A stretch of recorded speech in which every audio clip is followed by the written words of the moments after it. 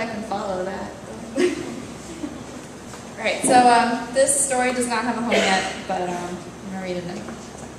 So long, soldier, send her your son.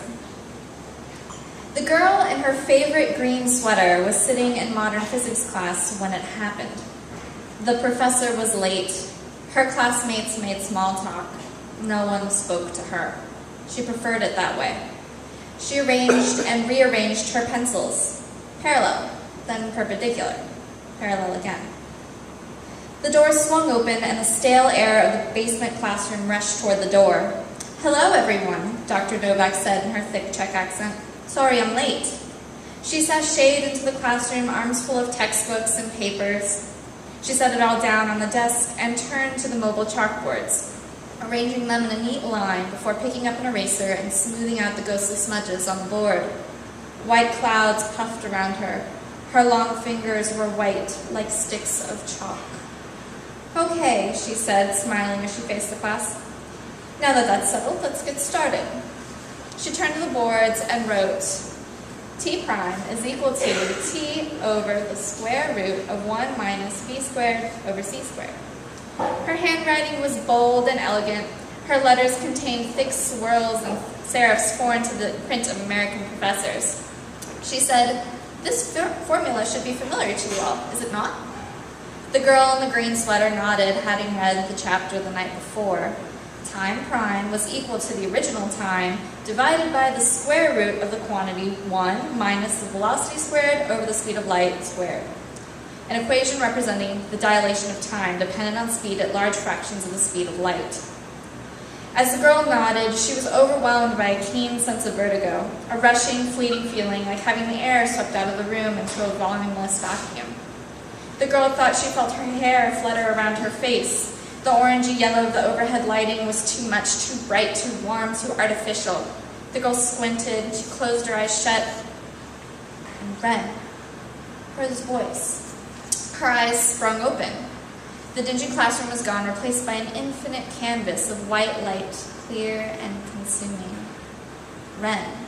He repeated it, her name.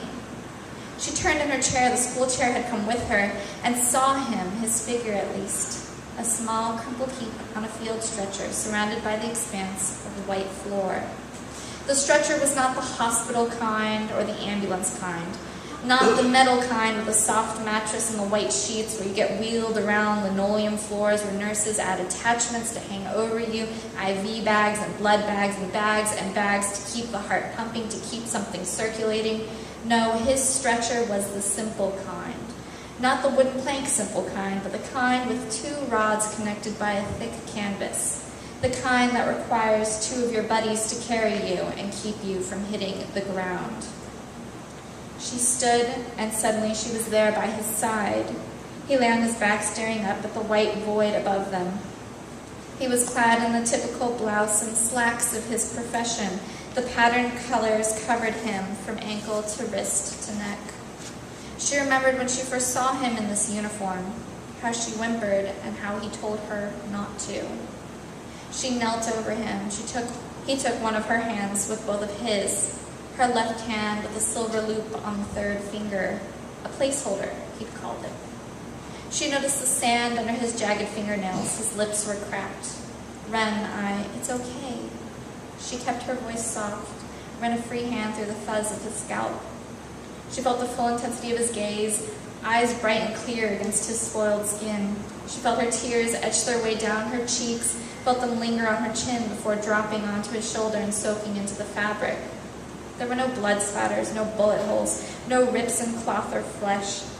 She pressed her hand, the one he held so tightly, to his chest, and she felt the familiar percussion falter. I'm not sure how much time we have, he said. His baritone voice shook, rattled in his chest. Do you still want? Yes. She must have smiled, because he smiled back. Ren, what if it doesn't work? The girl kissed him softly. It will work, my love, it has to. He moved to sit up, and she pressed his shoulders to the stretcher and settled under him. Let me, she told him. He raised an eyebrow at her, and she pulled her green sweater up over her head and threw it playfully at his face. By the time he cleared his vision, another garment was thrown at him, each smaller than the last, until the girl pressed the length of her soft, bare flesh against his clothed muscle. Afterward, he said, "Man, I needed that." "Good," she said. He coughed and wheezed. He and the girl both stopped smiling. "Run," he said. She pressed a finger to his lips. "But I have so much to say." "No," she said. His breathing fell into soft rhythm. She lay with him, listening to the faltering beat of his heart until the room lost intensity and the white light started to dim. She'd heard stories of lovers and loved ones in comas, their minds lost to purgatory because they valued the dead more than their obligation to the world of life. She knew she had to leave him, so she left his embrace and she dressed. She kissed his closed eyelids and left him sprawled on his stretcher. The girl shoved her hands deep into the pockets of her favorite green sweater. She walked back to her chair. In her left pocket, she clutched the clinking metal tag she stole from around his neck. She sat in her chair. She did not look back at him. She closed her eyes, clutched the tags in her left hand, and pressed the palm of her right below her belly button. The transient vertigo overwhelmed her. Very good. Time dilation, that is correct. The girl blinked as she readjusted to the amber artificial lighting of the classroom. The mobile blackboards looked the same, still had only one formula. Dr. Novak faced the class, chalk held high. The girl's sweater pocket was empty. "Now, what is the other formula that we need to take into consideration for travels at speed close to c?" she asked. "Remember, the fabric of our universe is dependent on the inherent correlation between space and time." The yellow of the basement classroom hurt the girl's eyes. One of her classmates coughed behind her. The girl raised her hand. Illegible shapes were pressed into her palm. "Yes, Ren?" "Length contraction," the girl said to her pencils. "Very good," Dr. Novak smiled. She turned to the board. "Can you give me the formula for that?" The girl said, "Length prime is equal to the original length times the square root of the quantity 1 minus velocity squared over the speed of light squared." "Yes, that is correct." Next to the time dilation formula, Dr. Novak wrote, L prime is equal to L over square root 1 minus v squared over c squared. Now, Dr. Novak turned back to the class. What do both of these formulas have in common? They both have a square root. The student called from the back of the classroom. The girl put her head down. Very good. What is that factor called? The girl wished she had picked a seat in the back of the classroom. Another classmate behind her coughed. No one knows the answer? Dr. Novak had her hand on her hip. The girl still had the side of her face pressed against the cool desktop. She said, the inverse of the radical is called the Lorentz factor. Dr. Novak nodded. Very good. She paused on her way to the board. Ren, you're not looking so good. Are you okay? The girl shook her head. Go. Come see me later during office hours. Thank you, the girl said. She stood. She left her notebook and pencils in perpendicular. The rush of the air pressure equalized as she pulled open the classroom door. She headed out. She wanted the sun. She took the stairs up to the entry level. Her stomach cramped as she passed the Foucault pendulum in the lobby. She kept walking, out the building, down the steps, across the grass. The girl landed under a giant oak tree by a water molecule fountain.